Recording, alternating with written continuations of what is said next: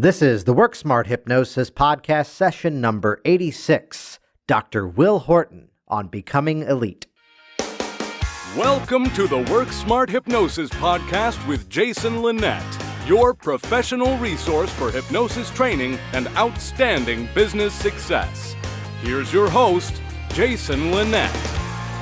Hey there, welcome back. It's Jason Linett here, and so good to have you here with the program once again. Session number 86, featuring Master NLP trainer Dr. Will Horton right out of Florida.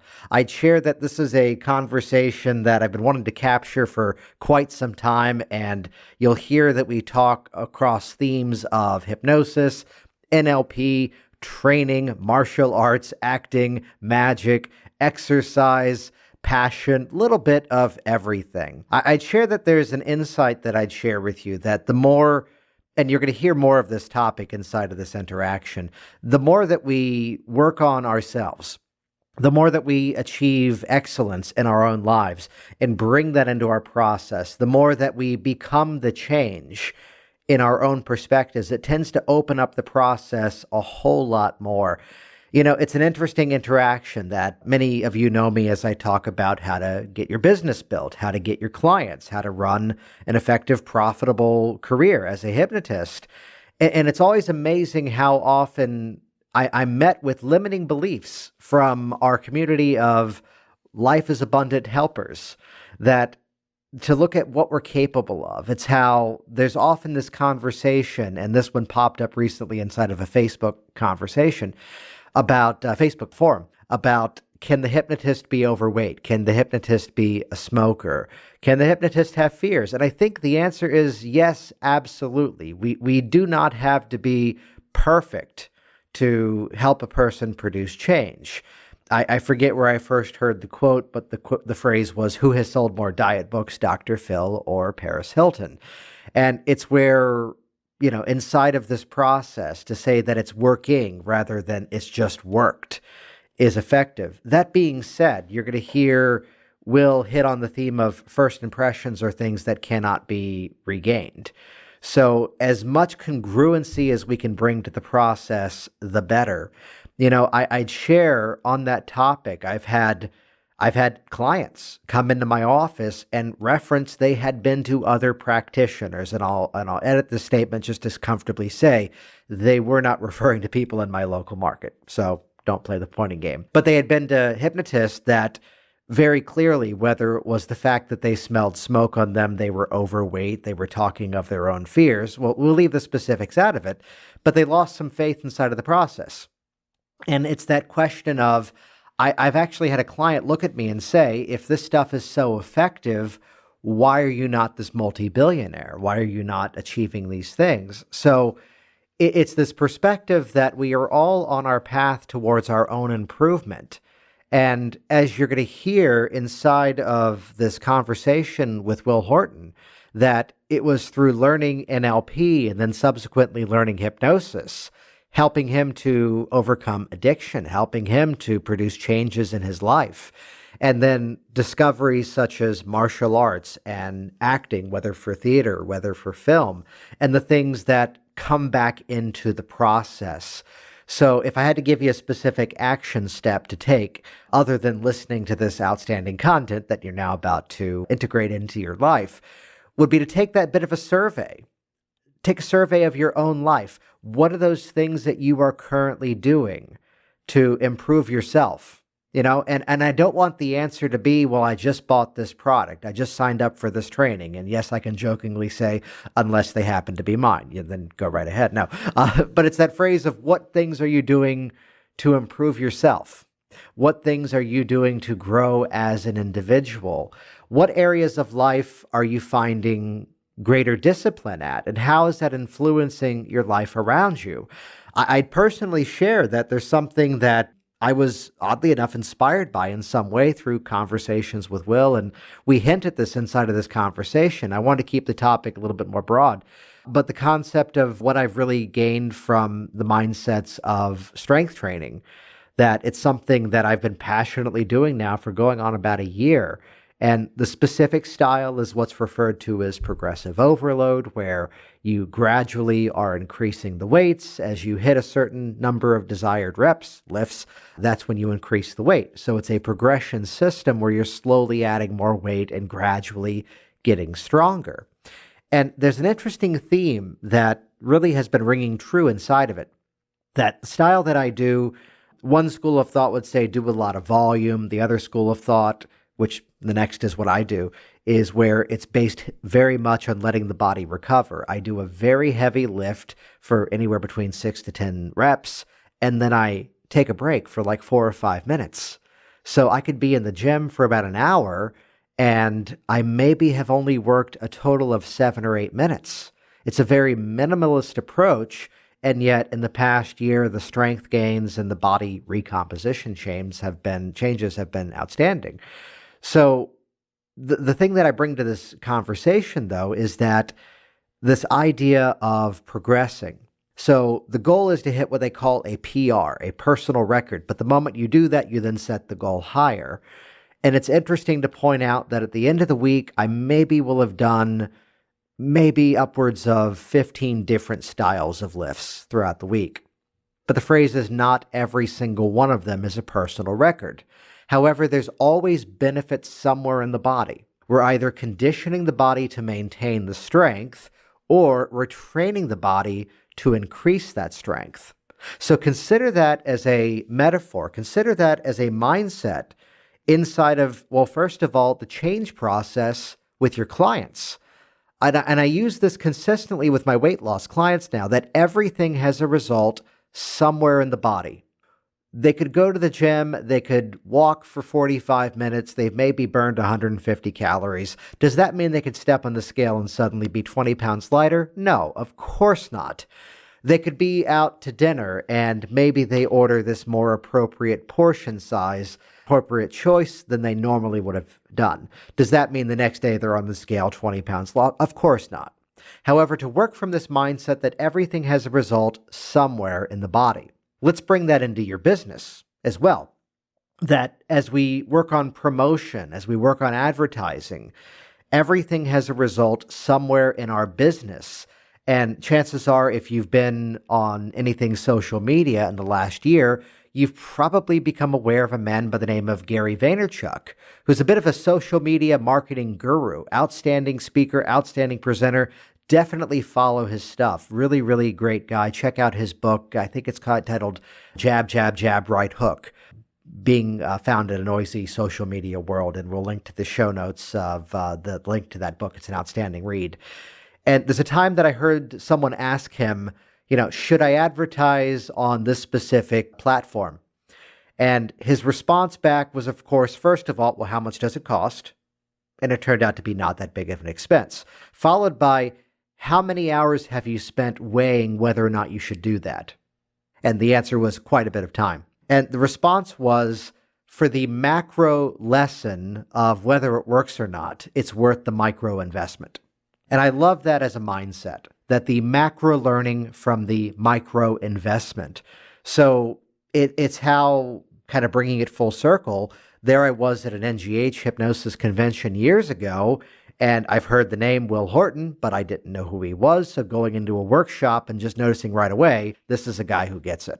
This is a guy who gets how to talk about change and says things in a way that, yes, there's politics and all that we do, and some people would challenge the thinking, yet it's a school of thought of bringing efficiency and effectiveness to the process. So you're going to hear inside of this conversation the length of training. That's going to be a major topic, as well as how do we find passion? How do we address the change? And should we learn hypnosis first? Should we learn NLP first? And then what if we had to really tie it down? What is the one strategy we would both, it turns out, make use of to help someone produce change?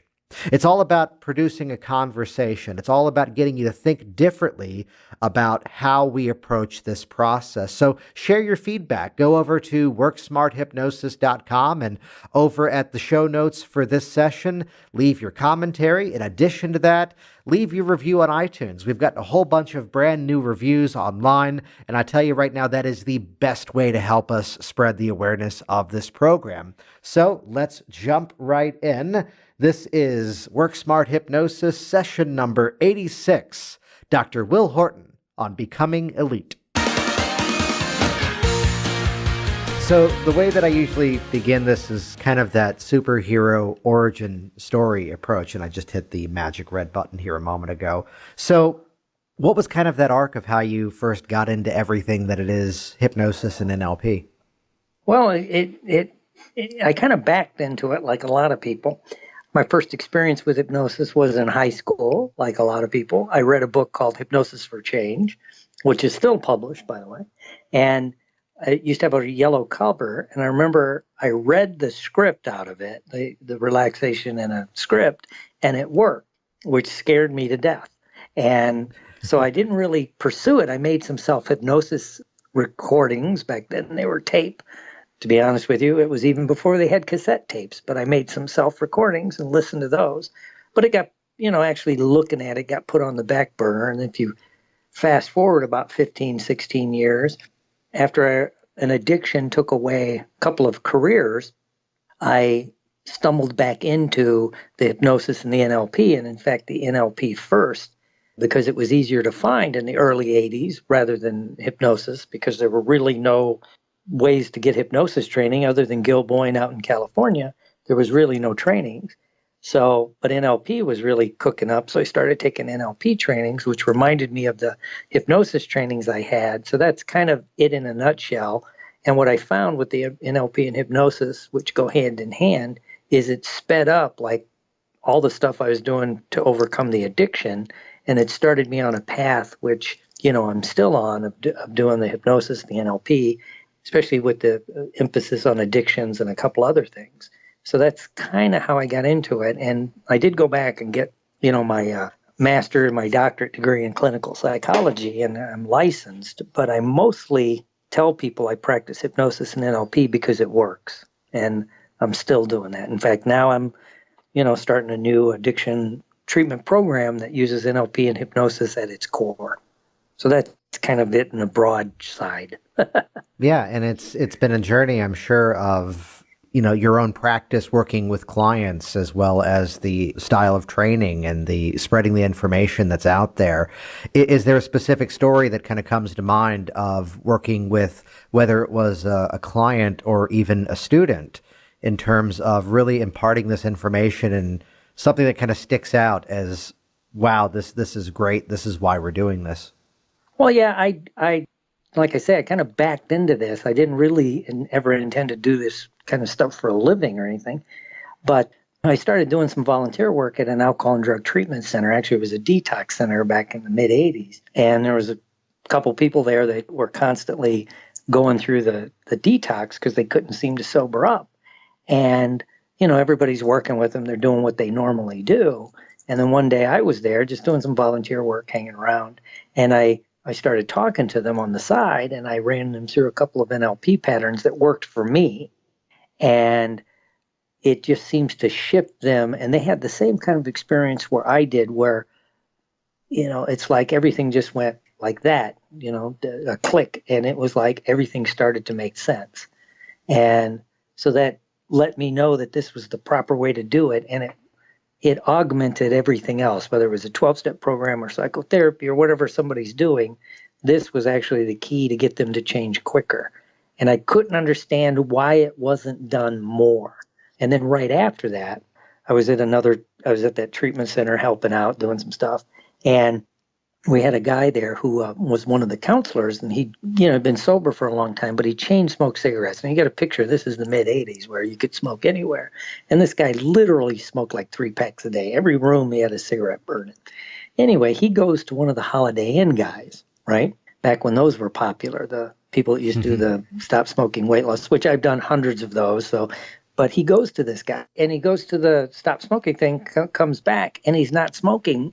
And he's not angry. He's not, freaking out. He's just not smoking. And I'm like, well, why don't we do this with our clients for the alcohol and drug addiction? And I remember guys going, especially social workers, like, oh, well, it might work for smoking, but it wouldn't work for like alcohol or drugs. And I'm sitting there going, well, actually, it should be easier because you can't just, get high everywhere. So it made me realize that if I was going to go down this path, it was going to be a little bit different than normal.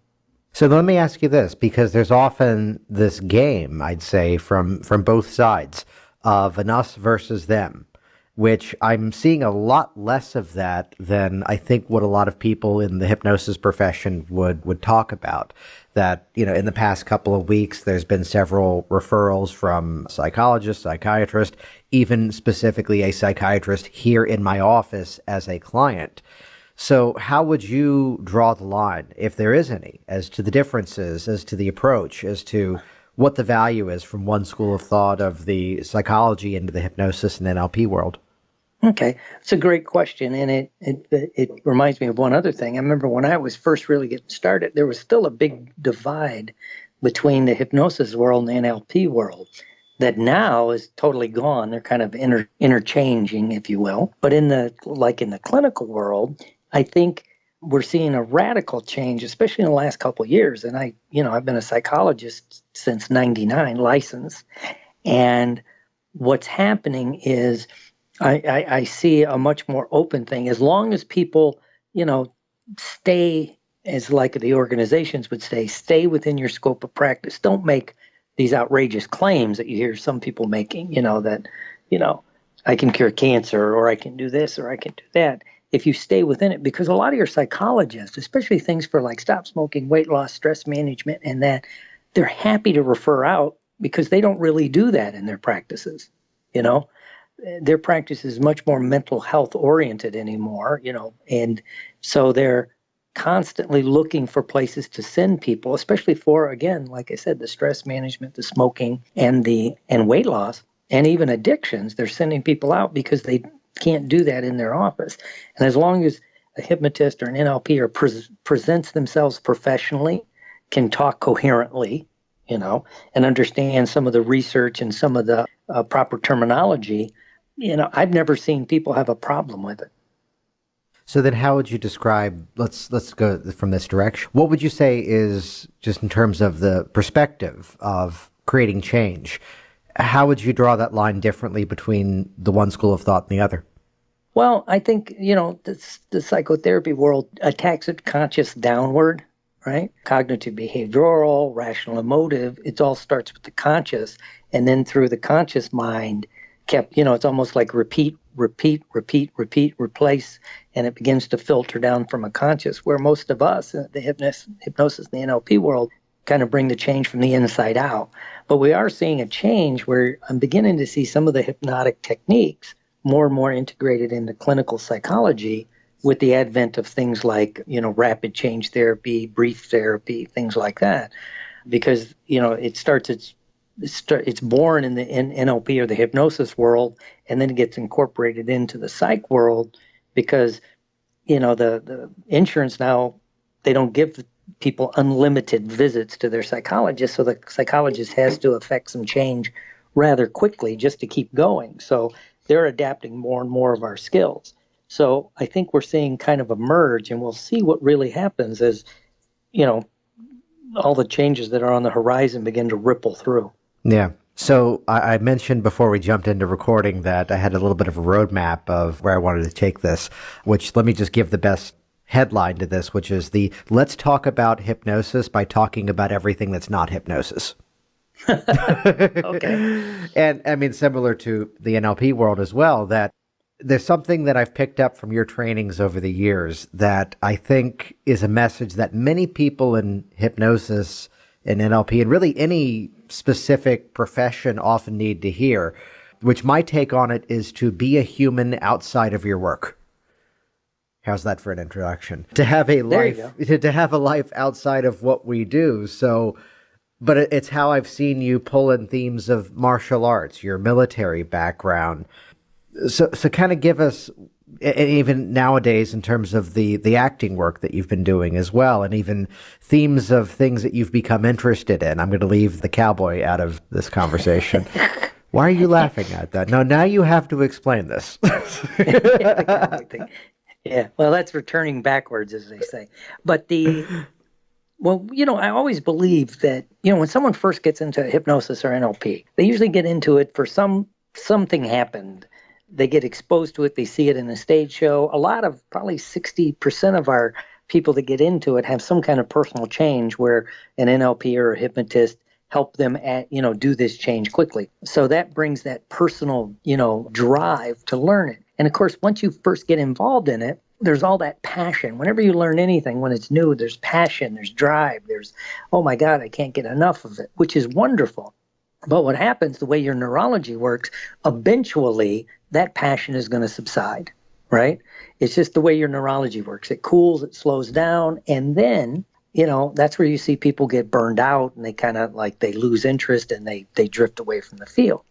But what I found is when you look at people, and you know me a little bit, and I'll give some background, I'm always studying when the people that are successful in anything, I want to know what did they do different than those that did not be successful, whether it's addiction, whether it was weight loss, whether it's like you or I, the hypnotists that learn a skill and then open a practice. Well, what are they doing that makes them successful versus those that don't? So going back to this, what I found is people that and I've been in this field since the early 80s, mid 80s. And the people I see that not only stay in the field, but thrive in the field, have multiple passions. Yes, their NLP and the hypnosis is one of their passions. But when you really start talking to them, they may have other passions, right? Whether it was like Jerry Kahn when he was a pilot for until his health went. The list goes on. Richard Bandler is an avid musician, studies music, hangs out with musicians. So he has passion. Other people get into different kinds of passions. You're into your exercise, you do things. And what that does is it makes you a more well-rounded human being. But what everybody forgets is that passion is generative. And what I mean by that is when I have a big passion, whether it's theater or martial arts, it will spill back over into other things. It makes my daily life, whether it's working with my client sitting in a chair when I had my clinics going or teaching a bunch of classes, it makes it more vibrant because that passion just ripples over. It's kind of like when someone first falls in love, they're magnetic, right? And, some people say, well, they're on a pink cloud. Well, that's wonderful because it's magnetic. So when people have multiple passions, and like, me, I talk about my martial art, my theater, my acting, things like that, right? My training, physical training, all these things just make you more vibrant. Plus, if you're a therapist or a trainer, a lot of it is about telling stories. And if you have more things to draw from the stories, it becomes more vibrant for your clients and your students. And so, it makes you a better, well-rounded person, because I don't want the hypnosis and the NLP community to fall into where we do see sometimes in the psychological and the psychiatric community where, they're not very healthy outside their profession. Mm-hmm. Yeah, where they're inside of it way too much. That, I'd share it's how we pull it in. There's a comedian that comes to mind that you've probably seen, Aziz Ansari, on TV when the show Parks and Rec was on. He was on that television program. And there's something about inside of his stand-up comedy, this is a guy who hangs out with rappers and he tells stories of hanging out with rappers. And like a good comedy writer, even if you do not know who these people are he's talking about, the stories are still funny. The references still fit. So it's the phrase that as we study history, the one who doesn't study history is doomed to repeat it. As we look at the nuances of what it takes to learn another skill, it brings that passion, it brings a refinement back to what we do. Yes. Yeah. And plus, if we really believe what we say about how hypnosis and NLP helps us be better at whatever it is we're going to be, are you demonstrating that to the real world? Are you attacking something you want to learn? the way you would help a client. But I think a lot of that becomes a subconscious thing that you push to your clients. If you're not reaching out, trying something new, whether it's like you running marathons and things like that, or me trying to learn film acting after all these years of stage acting, well, what does that tell my clients subconsciously? And I believe in all that subconscious stuff going on with energy flow. Well, it lets them know maybe I don't really believe what I'm saying, right? And so I think you have to be the change. And I forget one of those motivational guy that says you have to be the change, and I firmly believe that. There's a story of a social worker who took my class, and granted, I fully embrace everything that I'm about to quote as being a massive generalization. Yet, if it defends our process, then let's keep it up. But he was saying that the benefit he found of his journey was similar to yours, that inside of mental health, he then started to learn about NLP, and then from there, he began to learn about hypnosis, and that's when he discovered me and took a class with me. Yet his phrase was, well, first of all, he was working in a treatment facility that at the time, and this fizzled out and why he was kind of looking at going things on his own, as he was folding in NLP strategies, suddenly he was 4 or 5 sessions in and, quote, I couldn't think of anything else to say to these people because the problem was solved. Yet there was an argument in the facility about, yes, but the insurance is covering this many more sessions. Followed by, I know, but I can't think of anything else to say to this person because they've already fixed the issue. Yet from his perspective, which again was every reason why he's now doing his own thing and repositioning in a coaching environment more than anything else, yet his statement was that from most things, mental health, and yes, this is the generalization, that it trained him to think of things in a dissociative manner. That as soon as he could attach a label, address the label, as opposed to with the NLP, with the hypnosis, or more specifically the NLP, to ask the question of, well, how does that feel in your body? How do you know you're feeling that way? What's going on? That bringing this discovery mode, this curiosity to the process made every single situation differently. I mentioned that from someone who trains a lot of hypnotists and a few folks with NLP, the hypnotist going through the NLP training will suddenly discover, oh my God, I've been working with these anxious people as if that was all the same issue. But suddenly by asking the right questions, it's entirely different from one individual to the other. Right. Yeah. Yes. That's a great, and yeah. Well, satisfied that conversation. Fantastic. So then let's rewind the story back, which is that as you're learning it and as you're folding it in yourself and as you're getting your own benefits in terms of expediting your own process, what was that journey moving forward of actually then folding it into your work and then eventually, let's call it out, this training empire that you've now built? Well, like I said, I was just doing volunteer work, and because it was a missing piece in the stuff I was watching. And then I started helping people, lose weight and of course, back as it still goes on, stop smoking. But back in the late 80s, early 90s, there was a lot more of it. And in fact, I got into that backwards because I knew all these people in recovery that wanted to stop smoking. And so I started working with them. And then I started going to these conferences just to network and to hang out. Because as we said before we got started, I knew from going to other conferences back in the last career I had before I got into this with sales and stuff, that you learn more, when you're at like a conference, just by the networking in the hallways, grabbing lunch with somebody, getting a cup of coffee. So I thought I'd go to these conferences just to, see what I could pick up, because I thought, this is a nice way to make a living. And just as the story you just said, I didn't want to do it in a facility because I saw the downsides of the facilities. So I started going to these conferences. And one of the first conferences I went to was the National Guild Hypnotist Convention, and started networking and hanging out. And so then that's when NLP was kind of ostracized from the hypnosis world, and they asked me would I come in and give a couple of 1-hour talks on NLP, and I did, which led me into someone calling me up asking could I do a training course on NLP, and I never really thought about it.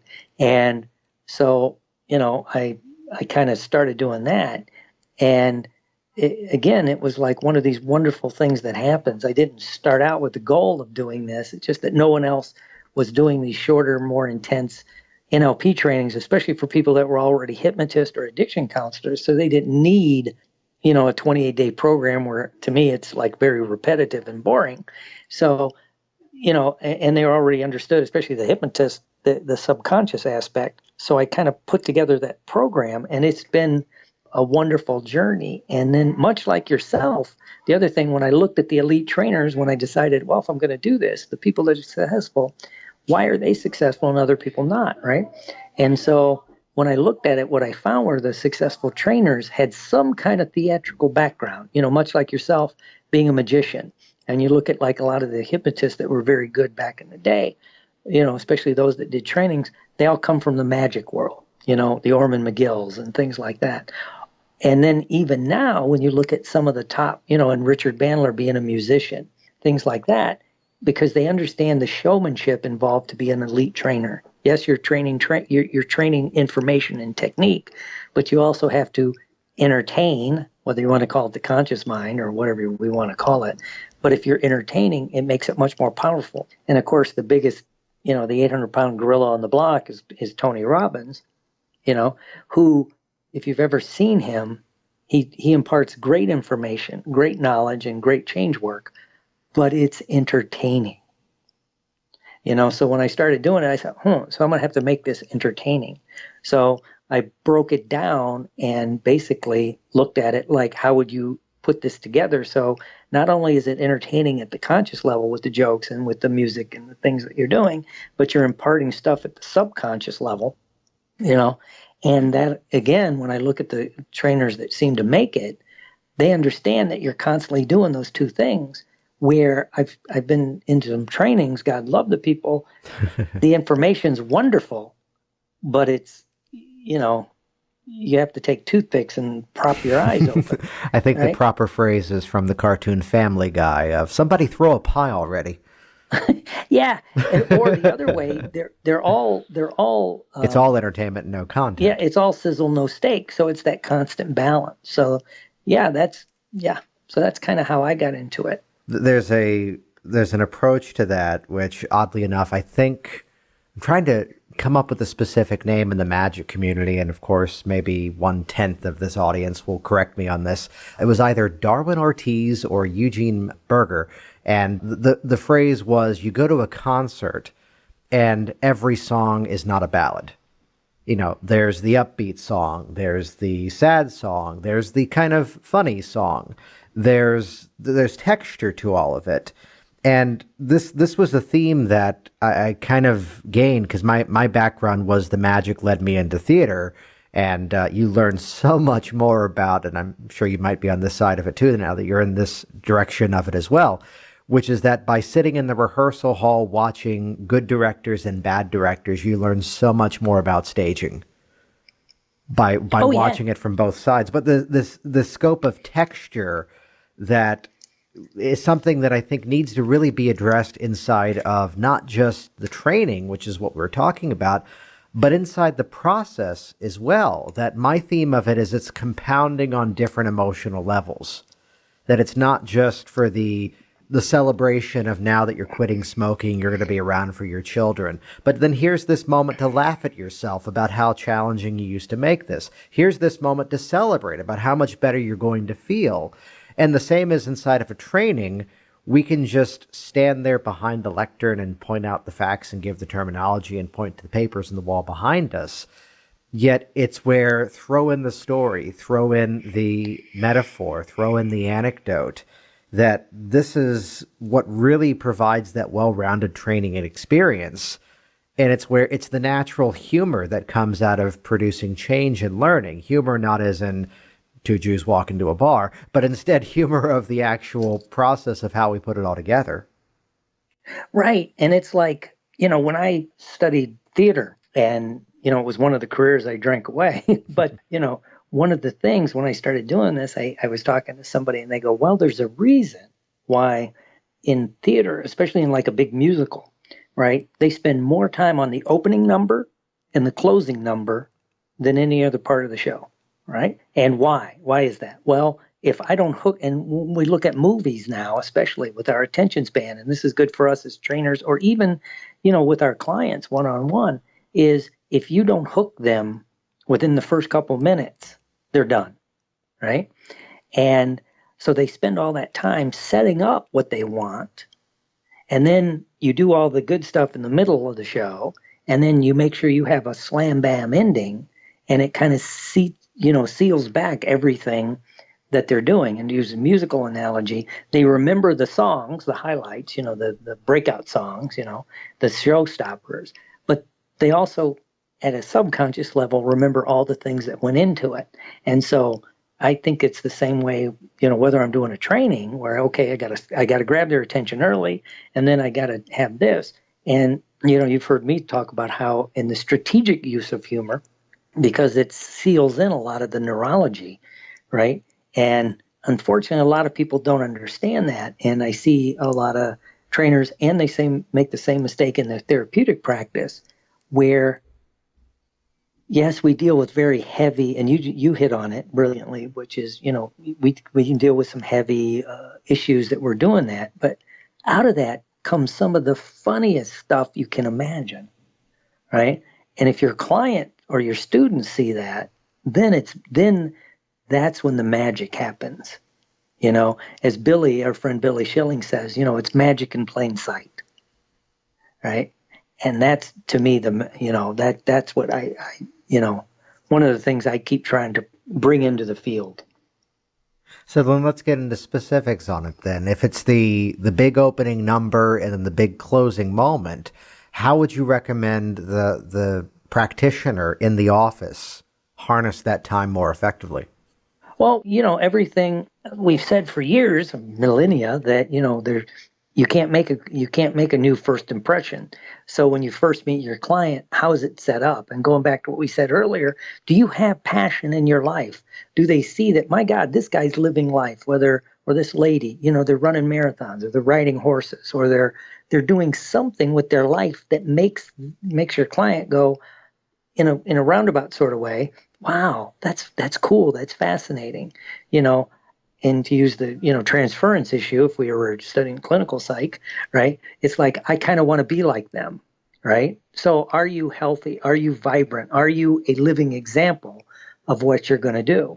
And so to do something as powerful as you can, in the first couple sessions, kind of like what you said about that social worker. So if I can get them to make a major shift at the beginning, and I know it's going to be a process, so it may take, several sessions, but if I can get some kind of major shift at the beginning, then that hooks them, kind of like, when the movie Star Wars opened and there's this big epic space battle, you're pulled in and you're going to sit through the whole movie, or in our case, they're going to sit through the session so they make sure they get that outcome that they wanted. And, a lot of that is just asking the right questions. One of the magical things NLP brought to the table, to the hypnosis world and the psych world, was just asking the right questions. If you ask the right questions, you get the direction you need to take your client or your students in. And, so and I don't know how many times when I start doing work with people and I just start asking the question, what do you want? What would they do for you? How will you know when you have it? Are you moving toward it, away from it? Just the stuff I do. They're like, no one's ever asked me these questions before, right? And then it goes back to more like the Ericksonian approach, which is you ask the right questions, they start setting their gyroscope inside their head for better success. So, the first session, kick it out of the park as much as you can at the beginning, then it gets even more powerful. Well, it's that beautiful side effect of the meta model, is that through those questions, we're getting them to think about the issue in a way that they've never really thought of it. It's been at that surface structure, but getting into the deeper thinking of, well, how do I feel that way? When are times that I don't feel that way? Is that what that always means? And just simply opening up that door and, throwing in a few hurdles into how real and how solid this thing was before. I think it was you that I heard say the side effect is they suddenly think we're a lot smarter than we really are. Right. Yeah. Yeah, whether we are or not is irrelevant. Yes. But that shifting of perspective of, these places where there's these violations of, the distortion of, well, it's always this way and this is what it always means. And just to discover those places where there are other options, there are other strategies, there are other ways to look at it. Right. Yeah. And then you got them hooked, and then they're much more likely to follow you. So when you do get to some of the stuff you got to do, like in the middle of the ongoing session work or in the middle of the training where you're really imparting information, they've already bought in at the beginning, so they're much more likely to stay in till the end. So I'd share a bit of a massive generalization that I've made, and this will either be the moment where you back me up or you edit it and make it better. Or you say, Jason, you ignorant slut, and you completely trash it. But you mentioned, going back a good 20 years or so, this sort of us versus them, even inside of the hypnosis and NLP communities. And I'd share, it's more often the brand new student of this stuff that I interact with is going to start to ask the question of, do I use hypnosis for this or should I use NLP for that? And even to hear some of the big name presenters in hypnosis who, I'll leave out the specifics of who, though have fun guessing later on after the fact, who would often brag that they don't do any NLP with their clients. And yet you look at what they're doing and there's a lot of NLP style strategies inside of it, to which would a student, when someone's asking, or even the occasional client who has knowledge of, both sides of it, the phrase would be, which one's going to work better? And my real opinion is I, first of all, in my wonderful smart-ass style, will respond yes, which is absolutely no reaction. Yet it's the phrase that, to date back the story of NLP, behavior modeling, behavior excellence modeling, the phrase that they were studying, Bandler and Grinder were studying several people, one of whom happened to be Milton Erickson. So because of that, my phrase has now lovingly become, all of hypnosis fits inside of NLP, but not all of NLP fits inside of hypnosis. Okay. Yay? Nay? Yeah. Well, and then, like you say, some of the NLP stuff, the rapport, mirroring matching, the big outline stuff is useful for just about everything. Absolutely. And then some of the techniques fit beautifully, like you said, fit beautifully in a trance state, and others not so much so. But then on the flip side, there's some beautiful NLP techniques that people can do without going into formal trance. So it's a wonderful balance. But, I'm always amused when someone says, like what you said about, do I do NLP or hypnosis? And I'm like, what's the difference? Mm-hmm. It's like, how do you... And the biggest thing I found is, like, when I was first doing this especially, and these people have been doing hypnosis for a long time, hadn't taken formal NLP training, the biggest compliment I've ever gotten was when they come back and go, I don't know how I was doing this without NLP. Right. And then I'm like, well, okay, that's my goal, right? And so one builds on the other. And the only time I ever see it really come up anymore, to be honest with you, is when people want to do a turf battle or they're carving out a niche. So basically they're building a cult is what happens, So you have to do that. You have to separate yourself from the rest of the group or from people that know what you're doing. It's why there's been more than one that, and again, they'll remain nameless. They go nuts when they find out their students taking an NLP training, especially an NLP training by someone that's trained, if you want to call it my lineage, to use the martial arts analogy. Because then they go back and challenge everything, And I think one of the other things I love about true NLP methodology in your mind is it opens up to the point where I think people really got it when, as long as you get your goal, I don't care how we get there. Right. We're going to L.A. As long as we end up in L.A. in a reasonable time frame, you can drive, you can fly, you can take the train. I don't care. So, No, I agree. There. Well, it kind of brings into the question that there's this turf war. There's, as I would say it, as someone way too close to Washington, D.C., for a profession of people that are all helpers, man, there's a lot of politics. Though it's one of the biggest conversations, if not arguments, both within hypnosis and even inside of NLP about the length of training. the length of the course, that there's organizations that are battling it out from hours ranging from 50 to 100 to 300, to which my response is I can name 12-day courses I've been to that would have been phenomenal 5-day courses. I can name 2-hour workshops I went to that I wish were a week long. It's the quality rather than the quantity. What is it about the process that makes it so you think it can be trained more efficiently, would you say? Well, one thing is, if you understand the basic premise of what I teach you in 4 or 5 days, that's the start. I used, again, my martial arts analogy. You can get a black belt rather quickly, but in the true martial arts, once you get your black belt, what that really means is now you can study. You understand the basics well enough to study. And, a true martial artist, the reason they call themselves artists is, then their goal is to make it theirs. I'm 5 foot 8.5 on a good day. I don't want to hear it. But and I've got shorter legs. I can't do a spinning back kick, right? Doesn't mean I can't do effective stuff. I have to make it mine. Mm-hmm. And I think the truly elite trainers in hypnosis and NLP, and there's not that many, to be honest with you, I'll take my gloves off, is they encourage people to make it theirs. It doesn't have to be X plus Y equals Z minus R or whatever they're doing. They understand that they're going to make it their art, right?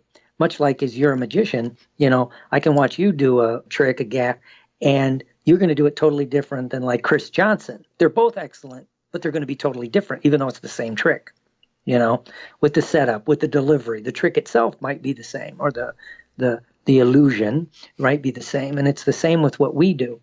And, I'm always going back and saying, the world doesn't need another Tony Robbins or Don Martin or Jerry Kine. The world needs what you can bring to it to make it uniquely yours. And then all you got to do is get the basics, understand the basics. And then the real work starts where you really go and do it. And then let me go back and close one other loop, which is the other thing, the really elite trainers, the one that are so effective through time, they also continue seeing live clients. Yes. People that they're not impressed with, they're at a big seminar and I'm doing this wonderful change work on the platform, but they're paying me, $200 to stop smoking and they don't know who I am. Right. And then that grounds me and makes me keep testing my technology, my techniques. Does it really work? And so, and then to make it uniquely yours. What's that journey of, again, how do we put it all together? The unfortunate metaphor that's worked its way into my training a little frequently these days has been the birthday party clown who makes animal balloons. That, hey, Will, I can make you any animal you want as long as it looks like a dog or a snake. That when we get into training at times, and it's why I agree with the mindset of it being a brief experience and quality experience, that there comes a point where, okay, but if we change this aspect, now it's this. If you change this aspect, now it's that. Do you know who, I might get the last name butchered here, Charles Poliquin? Yeah, someone who's well known in the strength training industry, that I'm listening to an interview of his, and he's talking about a membership training that he's launching that has videos of all these different weightlifting maneuvers.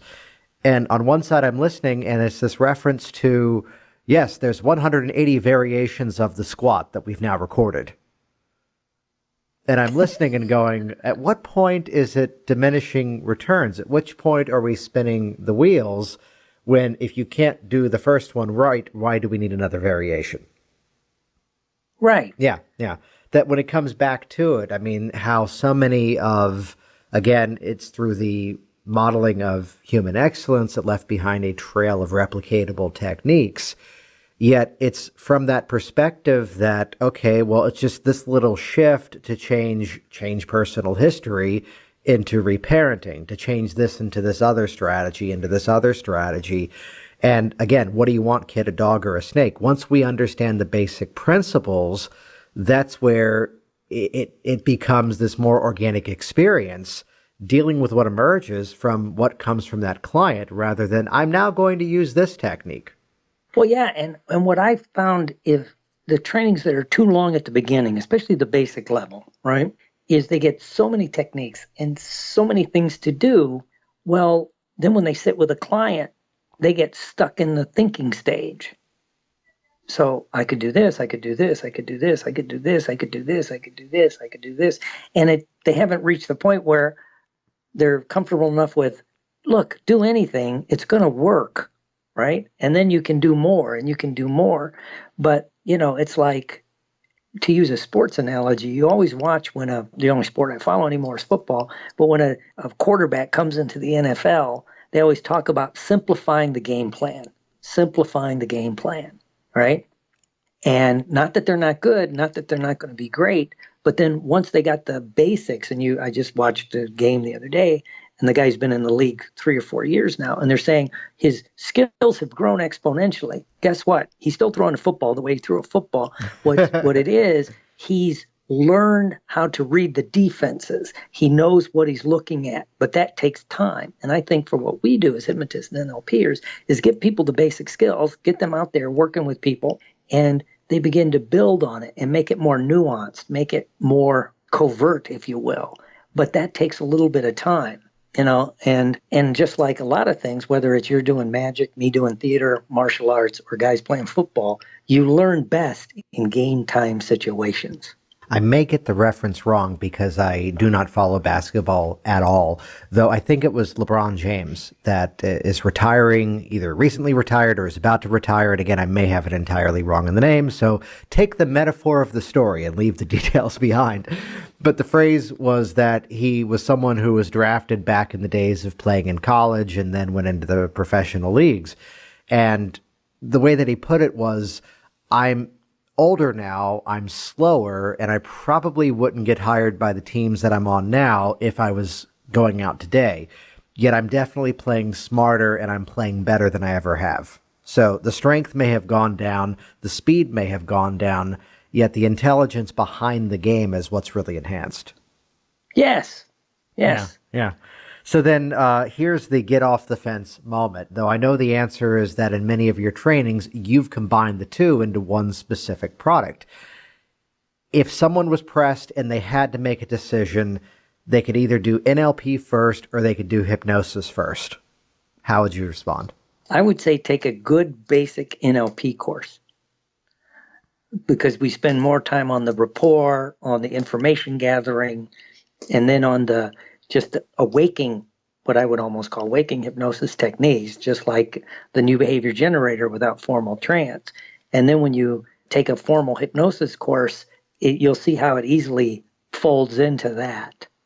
But also, too, in a really good NLP course, hopefully, if they're NLP trained, they understand that they're starting to implement from the beginning that you're still going in trance. When I just say, well, let's just close your eyes and we're going to, do like a new behavior generator, a submodality, something.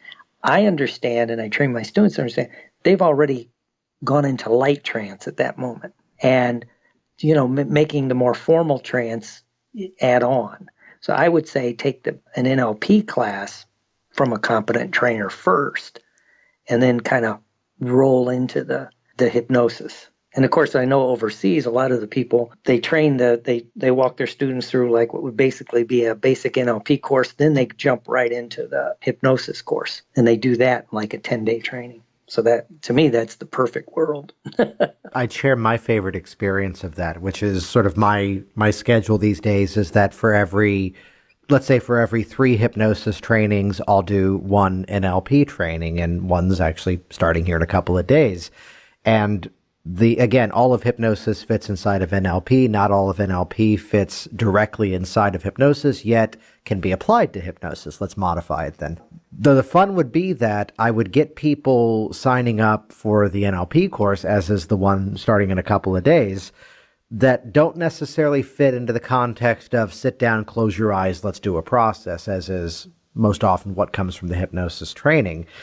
And the joy of it for me is that very often it'll be people, if you want to talk business model, it'll be people who have already done hypnosis training with me who are then spinning around and then taking the next course of the NLP training. And the joy of it becomes that the people with the hypnosis training are the ones I'm having to, quote, work on more so than the others. That they're trying to, I hear you laughing because I think you know where I'm going. They're trying to suggest way too damn much. They're trying to direct the process rather than discover what happens. When I flash back to the years of going through a liberal arts education in theater, where the actors had to take design classes, the design students had to take acting classes. And oddly enough, it was the lighting designers who sort of broke out as the star actors in acting classes because they weren't trying to be actors. They were just trying to make the words sound genuine. Right. So it's the hypnotist who's in the NLP course. Okay, well, as you take this feeling and move it there, and suddenly now they're dipping into hypnosis and now feel this sensation happening, and this is the result, and this is what you're noticing, as opposed to, what do you notice now? Right. Yeah. But yeah, the experience of getting more to that more organic approach of what happens inside of an NLP style of getting the answers, getting the subjective feelings, getting the results. Right. Yeah, yeah. So then if we had to tie you down and say you had one strategy, one approach for change, what would you say that would want to be? It would be it would kind of be two things interrelated in one. One would be to remove the conscious-subconscious conflict, right? As Fritz Perls would say, top dog, underdog thinking. Consciously I need to stop smoking, lose weight, but part of me loves it, whatever. So you got to remove the conscious-subconscious conflict. And within that, to look at the submodalities of those two things. How are they represented in their brain? Where is it? What is it? Is it color, sound, feeling? And if so, where? What? Because I'm going back to, it's almost like a felt sense in the body. Where in the body is this stuff happening? Not just in your mind, but where in your body? And when you dive into that, then you really get some magic. So I'd say it's those.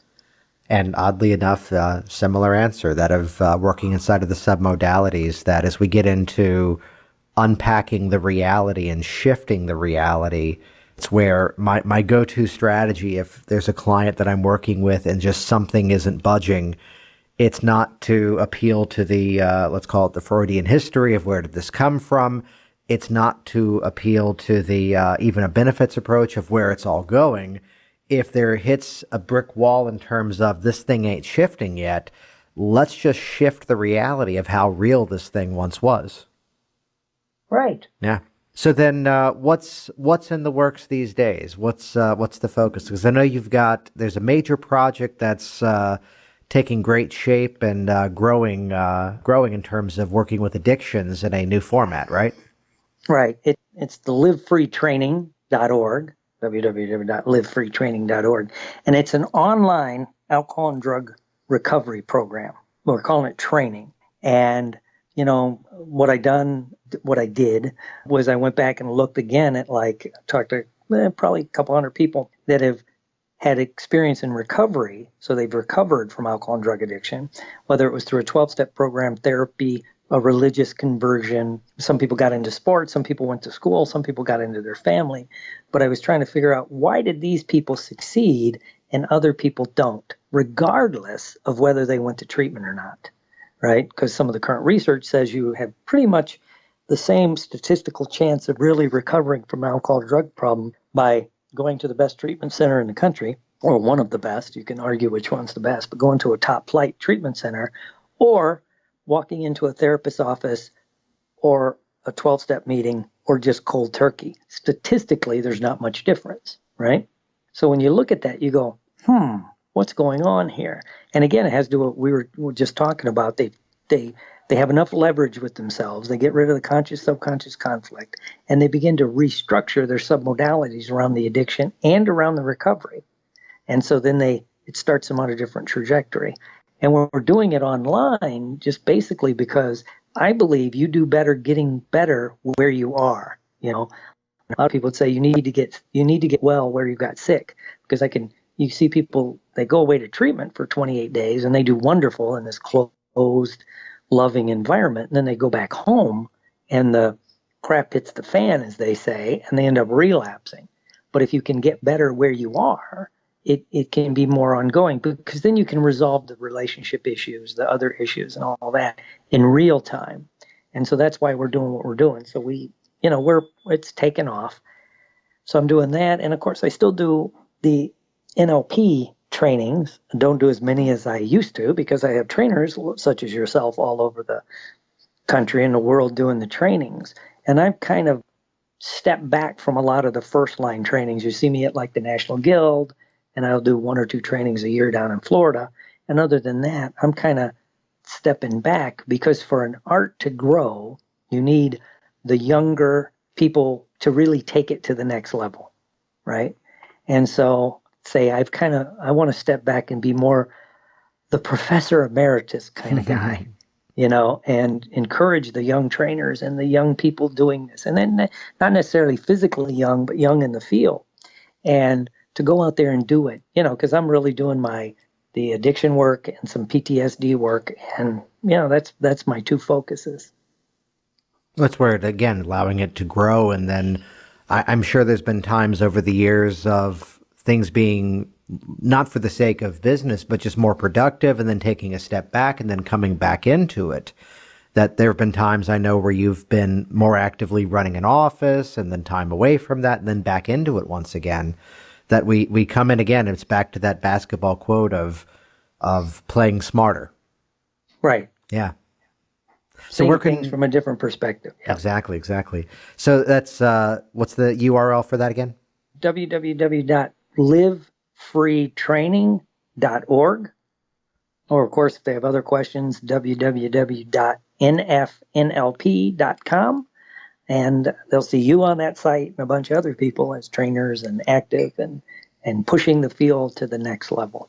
Awesome. And I'll put links to those over in the show notes as well over at worksmarthypnosis.com. Will, thanks again for joining me here today. Oh, no problem. Thanks for listening to the Work Smart Hypnosis podcast at worksmarthypnosis.com.